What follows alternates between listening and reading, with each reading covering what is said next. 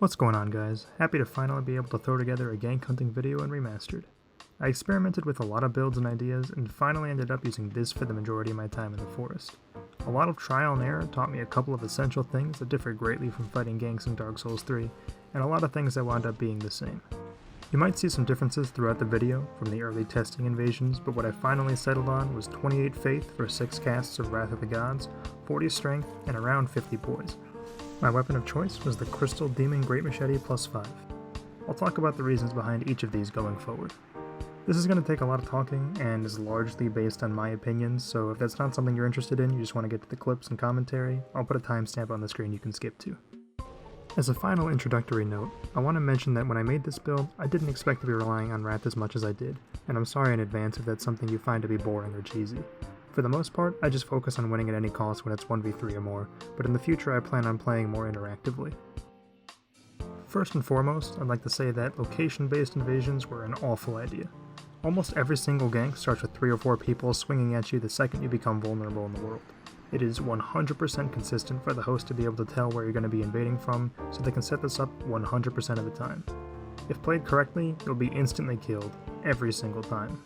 There is a workaround to this, which is to invade with the Cat Covenant Ring instead of the Red Eye Orb. It places you sporadically around the forest and gives you some initiative. The downside to this is that, at least in my experience, it takes a lot longer to invade. With this being said, if you're willing to wait, then you should do all of your invasions with the ring rather than with orbs. I'm not patient enough to wait between fights, which led to the first reason why I settled on the build in this video. Going to New Game Plus, in order to have 6 casts of Wrath of the Gods, can allow me to escape the initial gangbang as I enter the world. Against less experienced players, it can even net 1 or more kills. Most importantly though is just that you can get out of that corner. You don't have to get a kill, you don't even really have to do that much damage. As long as you can make space, enough to heal up, maybe use a green blossom, then you're going to be a lot better off than you would have been. For this to really work, you're also going to need some amount of poise. The more the better, so if you find a way to fit more into a build, then you should do so. However, 50 was good enough for me most of the time, and it's really easily achievable with the Wolf Ring. Wog is also just an amazing spell in general, so it isn't a detriment to the build at all to include it. I also toyed with the idea of going up to 50 Faith, but decided against it specifically for this build, as it doesn't make enough of a difference. If you're invading with the Cat Ring, I think 50 Faith is just objectively better, because every invasion you're going to have the chance to use Sunlight Blade. With Dark Wraith invasions, as I said, where you get just fucked in the beginning, you can't rely on having a chance to buff. When I invade into duels, or into 1v1s in general, I usually don't use any miracles. The other requirement I had for my build was to have a one-shot mechanic. I get why people hate one-hit backstabs, but it's nearly impossible to win against multiple opponents in this game without being able to delete at least one person instantly. If you chip away at them, or if your backstabs only do like half their health, even bad players can cover for each other and just heal back up to full. Having a weapon that can one-shot, or at least that can set up for a situation where a single follow-up hit from a backstab gets a kill, is pretty much required for winning. With this in mind, I started out by running a Demon Great Machete plus 15 in the Hornet Ring.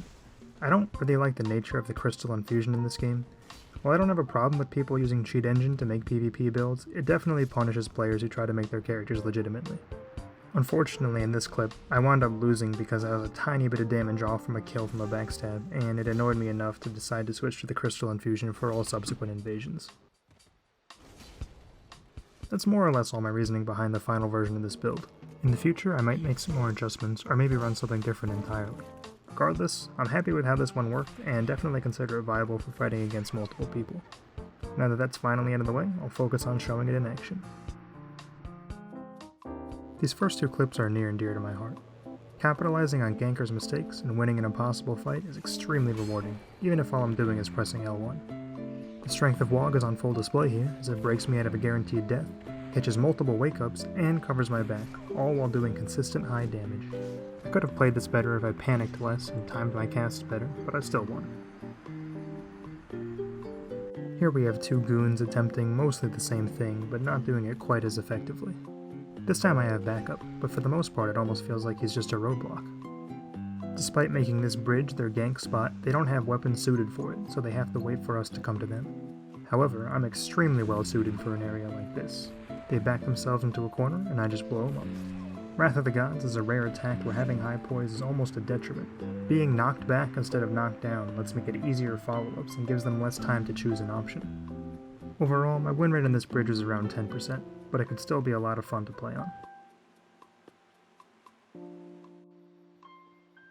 To expound a little bit on the wog tech where they don't get knocked down, you can see here that there's a semi-consistent setup where if you use Wrath of the Gods and they get staggered, then roll towards you, you can get a guaranteed 2-hand R1 attack. It can be really helpful if you're trying to conserve your casts, you ran out of casts, or you just want to do damage faster. A really good trick to use is to only cast Wog 3 times at a time, so they think you only have 1 copy of it. Here I do the exact opposite and use it 4 times, making it obvious that I have a minimum of 6. It does wind up scaring them off, letting me heal and then escape from this tiny area. Had they all just rushed me again, it's possible I would have died here, but they were a little bit too scared, and I hit them with 2 more Wogs into the guaranteed R1 combo I talked about before. Had the host not approached me there and stayed at a safe distance, I probably wouldn't have used up anything and just tried to run away a little bit further, but since he got too aggressive, I take the kill.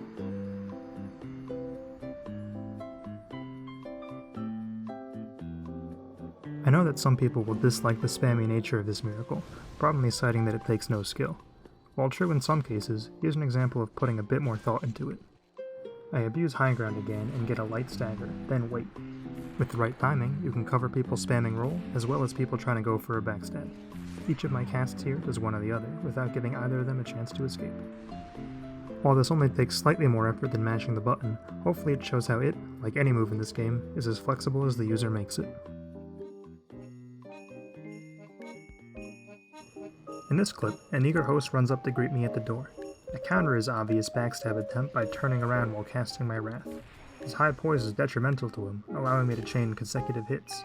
I know the phantoms are coming, so I turn again and pre-cast Wrath of the Gods. They can't punish me for it on the staircase, and I manage to kill the host while he tries to heal. This poor guy pretty much got hit by everything he could have got hit by.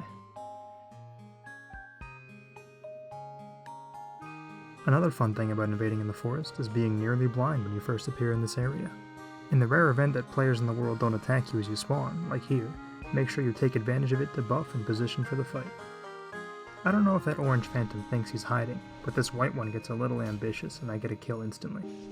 This hiding spot is so obvious that I think he's doing it ironically, but I still pretend that I don't see him and then try and go for a quick backstab, which works.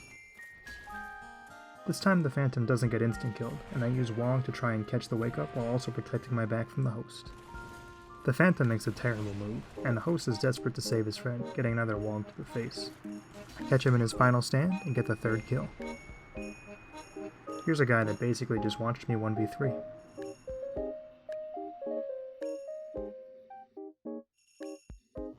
Here I get hit with a pretty standard spawn camp.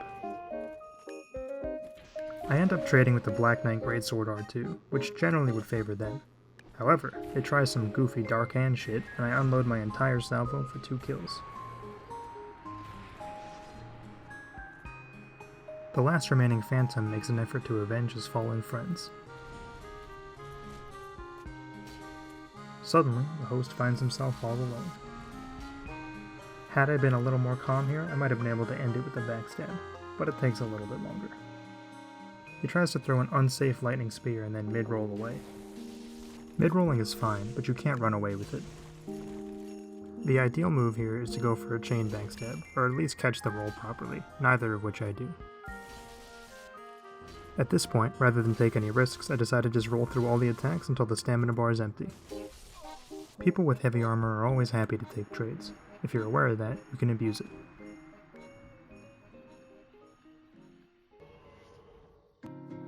A good tip to note is that Wrath of the Gods hits in a sphere around you, even seeming to go through walls and hit people above and below you. This spot works particularly well, making you harder to hit without reducing your own accuracy.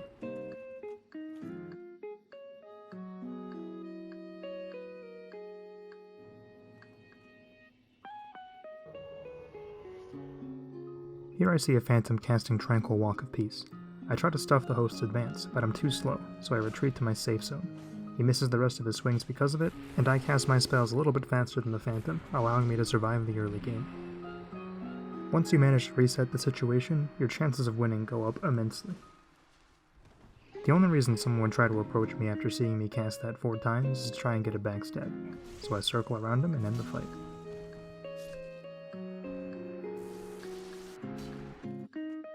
In this clip, I react a little bit too slowly and get a taste of my own medicine. Then I accidentally execute a spell cancel, and by all means I should have died. I get really lucky to live with 1 HP, and then clear out this guy with my own wraths. Try to avoid panicking, but if you know your life is in danger, don't be stingy with the rest of your casts. This guy is really thirsty and takes one too many sips. We finish him off with a rare double backstab.